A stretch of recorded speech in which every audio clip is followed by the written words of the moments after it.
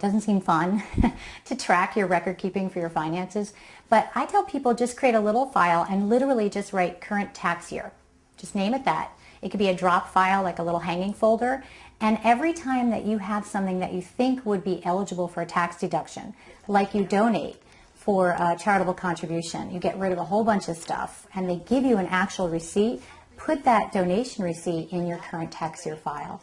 It keeps you from scrambling to find that receipt or guessing on exactly how much you donated. One of the really big things that happen is that your accountant, or if you do it yourself on TurboTax, it'll say you need documentation of this, and if you don't have documentation, you really can't take the deduction. And remember, part of being financially organized includes storing those past returns.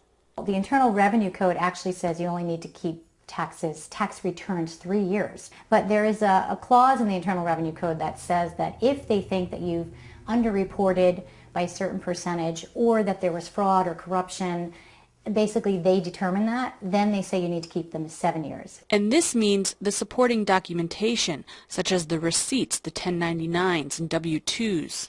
If in doubt, keep anything that supports a tax deduction or you think might support it. Keep it with your tax returns and put it in what I call an archive system. It could be a drawer, and then you just archive it tax year 2011, 2010, 2009. Or I usually tell my clients to get an airtight clear bin from Staples and then archive that in your basement or your attic or your bedroom and label it taxes.